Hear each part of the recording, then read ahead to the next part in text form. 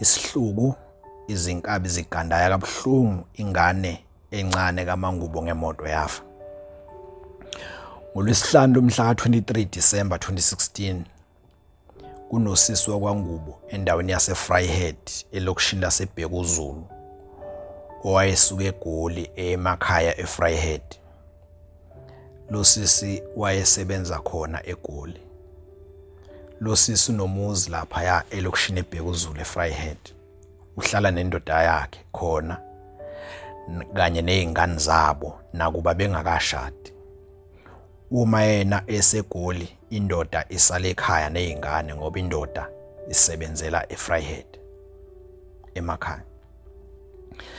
Ngaleli langa ke lo sisi wayesuka eGoli ehamba ngemoto yakhe emhlophe eyiCorolla, lolu hlobo olusha lwamaCorolla. Cishe izikhathi kwakungabo 11 ebusuku. Kuthe nje esephakathi neNewcastle neVryheid lo sisi.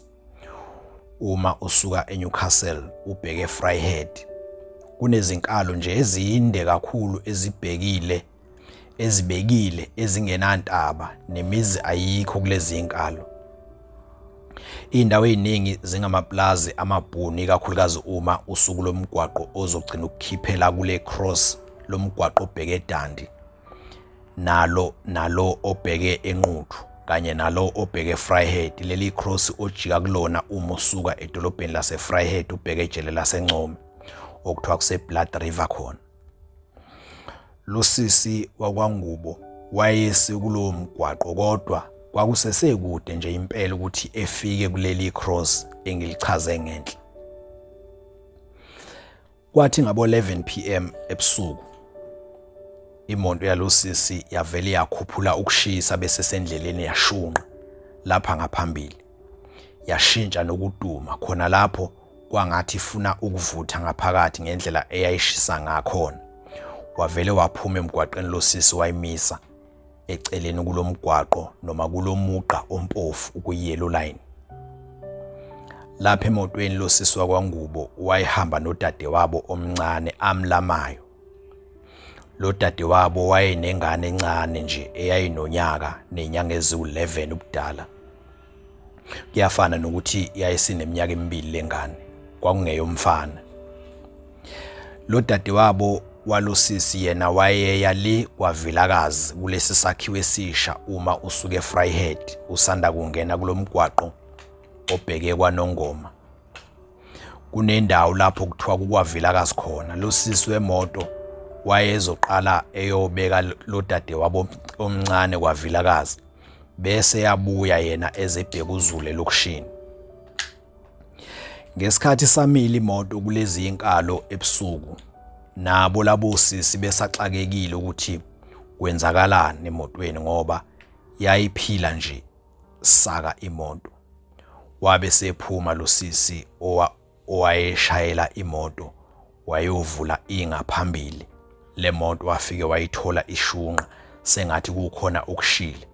Emva kwalapho wabe esekhipha lolu uphawu lomgwaqo oluncane olubekwa ngemuva kwemoto ukuze imoto eziza ngemuva ziyibone ukuthi imoto inenkinga. Washaya nama-hazards. Emva kwalapho babe sebema lapha phandle labo sisi bobabili bezama ukumisa noma yiphi imoto eyayingabanika usizo. Nezimoto kule ndawo zazingekho ningi kakhulu. Imoto eyedlulayo nje yayedlula ize iyosithela ingaqhamukile enye ngemuva. Bayalazi abaningi ukhalo engikhuluma ngalo ukhalo olulapha yamawusuka nje eBlood River sowubheke koNewcastle uzofika koUtrecht. Kuthe kusenjalo kwathi shwi ipholo eduze kwalabo sisi ledlula qede labamba amabhreki lapha ngaphambili nje lase liyahlehla kancane laze lazoma lapha phambi kwemoto yalabo sisi. Lwabashalwa bequva lo sisi kodwa babe sebeba nokuthi mhlambe le moto izobanika usizo. Lathi uma liqeda ukuma nje ipholo kwabe sekwehla insizwa phakathi ngokusheshsha. Le nsizwa iseyintsha nje ifake ukholo lentanyeni. Ithi lensizwa kulabo sisi Zingane zami kwenze njani nama kabuhlungu kanje ebusuku, anize sabi yini igebengu. Ayi wathi lo sisi uma esho njalo. Wathi uma esho njalo lo bhuti wokhololo lwavele lwaqala-ke manje uvalo kulabo sisi. Bavele bayibona nabo lento eshiwo yilo bhuti wokhololo, nakuba bekuyinto ebingekho emqondweni wabo kangako. Lo sisi omncane waqala wakhumbula ingane yakhe lena eyayilele emotweni. Bathi-ke labo sisi kulo bhuti wokhololo, sifelwe imoto. Manje asazi sizokwenza njani, sikhungathekile nje. Ebuze lo bhuti ukuthi indlela yabo iyaphi. Bechazi labo sisi bese ethi lo bhuti, ngiworried ngoba njengoba nimlapha nje nizoba ukudla kweinswelaboya. Ngabe ngiyanigibeza manje imoto yami igcwele, siye enkonzweni eBabanango. Kwanathi sesilate njengoba sigijima kangaka nje. Emva kwalapho wabe sehamba lo baba ongumfundisi, wabashiya netrauma labo sisi emva ukuthi sekhulume lento ukuthi bazoba ukudla kwezigebengu kanti bekungekho emqondweni wabo. Bavele bangena emotweni ngaso leso sikhathi. Babe sebeba novalo olunzima labo sisi, besaba ngisho ukuphuma beme emgwaqeni becela usizo ngoba bavele bazibona sebeyizisulu ngempela ezigebengweni. Bavele besaba ngisho nokushaya ama-hazards, bavele bayicisha imoto, bayisusa naku-yellow line, bayifaka otshanini yathi ukuqhela nje emgwaqeni. Kwathi emva kwesikhashana babuye babona ukuthi mhlambe lezi imoto ezedlulayo ngabe ziyabanika usizo, kodwa into okuyiyona eyababuyisela emgwaqeni kwaba ukwedlula kwezimoto zamaphoyisa emgwaqeni. Base beyacabanga ukuthi lamaphoyisa ngabe abasizile nje ukuba abasukanga emgwaqeni ngemoto. Bavele baphuma ngayo imoto, bayidumisa bayibuyisela ku-yellow line ishisa injalo, nakuba yayiduma kabuhlungu injalo. Ngalo mzuzu izikhathi zabe sezidonsa lapha ko-12 ebusuku. Kwathi kusenjalo kwabe sekwedlula enye imoto nje eyayingabonakala ukuthi imontoni ngoba kwakumnyama. Idlula ngelikhulu ijubane, idlula nje bamile labo sisemgwaqeni bayabonakala ukuthi bacela usizo. Yathi shwi le moto. Kwathi lapho sekumele iyosithela yavele yajika. Angithi ayebonakala amalambu ayo ekhomba empumalanga, abuye ekhombe eningizimu, athe esuka abe esekhomba ngqo la eqhamuka khona ngakulabo sisi-ke bakwangubo. Kwavele wacaca ukuthi le moto isibuya izengqo kulabo sisi. Kwavele kwaba inkinga kwakhona lokho-ke manje ngoba akusazeki noma izosiza le moto noma isizosebenza. Khona lapho kwabe sekuqhamuka imoto eyiveni emhlophe. Yafike yama eduze kwalabo sisi. Udriver wayo wavela ngewindi wabuza ukuthi kwenze njani. Bachaza labo sisi. Wasethi lo driver weveni, ishiyeni le moto nigibele lapha kimi okungcono niyolala egarage eFryhead bese niyabuya ekuseni ngoba ukuma kwenu lapha nizodlwengulwa qede lapho nibulawe. Banqaba labo sisi. Wathi lona wemoto ngeke kwazi ukushiya imoto yakhe okhalweni akangalwazi. Khona lapho wabe sehamba lo driver weveni. Wathi nje esanda kusuka lo driver weveni elimhlophe owayekade ezama ukusiza labo sisi bakwangubo ngokuthi ufuna beye eFryhead bewulala khona egarage, wabe seqaphela lapha yakude ngaphambili ukuthi le moto akayibonile ijika. Useyibona manje isicima amalambu, kanti bekumele ngabe usehlanganile nayo futhi kumele ngabe isifikile yaze yedlula kulabo sisi. Khona lapho lo driver weveni wavele wayibamba naye imoto, wahlehla waze wazoma maqondana nabo futhi labo sisi. Lo driver kade efuna ukuthatha labo sisi bewulala eFryhead. Usejikiswa usehlehliswa ukuthi manje kunemoto ayibona ngaphambili sicisha amalambo, akasayiqondi kahle ukuthi ifuna ukwenza njani, kanti uyibonile ukuthi beqhubeka le moto ayisaqhubeki manje.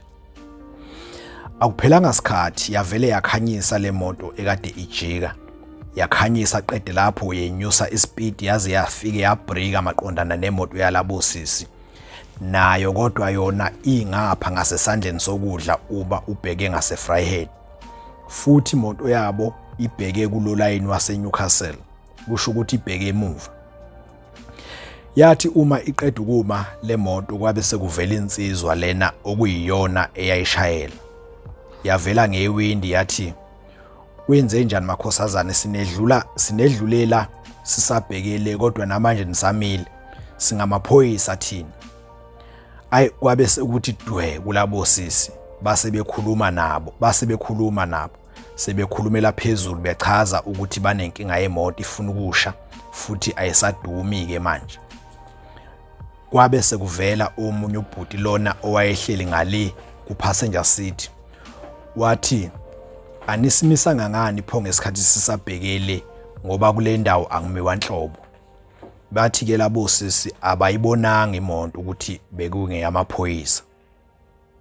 Lezi insizwa ezikule moto ezithi zingamaphoyisa, indlela ezazikhululeke ngakhona uma zikhuluma, nanoma ubani ezazingakhuluma nayo wayengadedeli igazi lonke ngaphansi eyitshela ukuthi amaphoyisa. Lo bhuti weveni elimhlophe wanele wezwa ukuthi kanti ngamaphoyisa lana, wabe esesho naye ukuthi ubezama ukubasiza labo sisi, wasethi ngoba sekukhona amaphoyisa usiyahamba yena. Nangempela wahamba waze wayosithela lo bhuti weveni owayezama ukusiza lo obethi labo sisi abayolala e-Vryheid, usehanjiswa ukuthi usebonto amaphoyisa la. Wathi uma esithela nje lo bhuti weveni lapha yakude, yabe sisuka le moto yalezi insizwa ezithi zingamaphoyisa, yashaya i-U-turn yajika yaze yazoma emva kwemoto yalabo sisi, nayo yabuka le phambili manje ngase-Vryheid. Base beyabona labo sisi ukuthi le moto i-BMW 325i, kodwa kwakungabonakali kahle noma imnyama noma inavy ngenxa ukuthi kwakusebusuku. Ingane lena eyayikade ilele yayisivukile ngesikhathi sekwenzeka konke lokhu. Le ngane yaludadewabo walusisi wemoto, le yesithathu abahamba nayo. Yathi vuka nje le ngane wabe eseyibuza umama wayo usisi omncane. Wabuza ukuthi ifuna uchama yini, yathi yebo. Wase eyidonsa eyikhipha ngakulesi sivalo esingasemgwaqeni. Wayedlulisa ngaphambi kwemoto yabo labo sisi, wabe eseyimisa otshanini, wayehlisa ibhlukwe wathi ayichama. Yathuma iqeda ukuchama lengane encane yabe isiphuma ngaphambili futhi kwale moto yalabo sisi, isifuna ukuyojika phambi kwemoto bese izongena ngapha ngemuva la ephume khona. Konke lokhu kwenzeka ngokusheshsha. Njengoba lezi indawo zizinkalo nje zingenantaba, imoto ezalapha yangemuva uyibona isekude. Kwathi khona lapho kwabe sekuqhamuka imoto lapha yakude ishaya amalambu phezulu, kwavele kwacaca ukuthi ngamaphoyisa ke la yana aqhamukayo. Zabuza lezi insizwa ezithe zingamaphoyisa, zibuza kulosisi ongumnikazi wemoto ngoba uyena owayimi eduze kwalezi insizwa. Zathi lezi insizwa, "Akhona yini amaphoyisa bese niwafonele?" Ethi lo sisi, "Yebo, bese siwafonela amaphoyisa." Usho kanjalo nje lo sisi, neveni yamaphoyisa lena ezayo iyasondela. Emva kwalapho kwabe sekukhala ithayi kanzima, zasuka zayinhlamvu lezi insizwa ngale BMW lezi bezibiza ngamaphoyisa, kanti zisuka nje yingalesi sikhathi lengane ekade ichama isingapha ngakulolu hlangothi olungasemgwaqeni, ifuna ukuzovula isicabha ingene emotweni. Zasuka lezi insizwa ze-BMW zazithela phezukwayo lengane zayihlafaza ikhanda laba ziyicucu. Ayikaze ikhale ngisho nakancane, kwavele kwathi phaqa nje kuphela.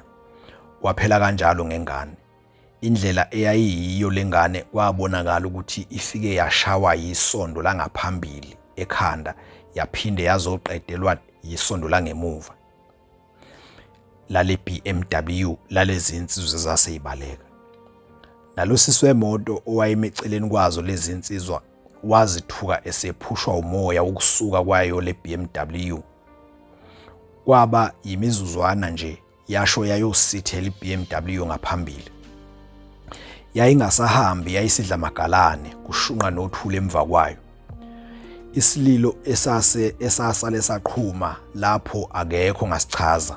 Umama wengane wagcina esequlekile khona lapho uma esebona ingane yakhe esiyithule umthula waphakade ngemizuzwana nje kade iyochama.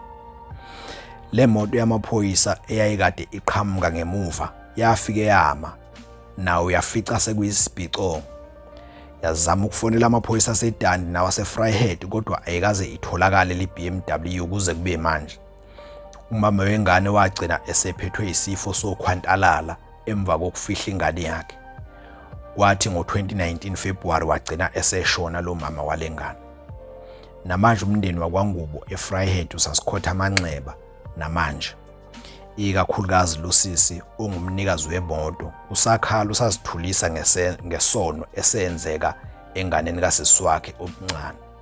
Okubuhlungu kakhulu ukuthi akazi nanokuthi abenzi bokubi bayotholakala kanjani, betholwa ubani, oyobe evela kuphi. Iyaphela.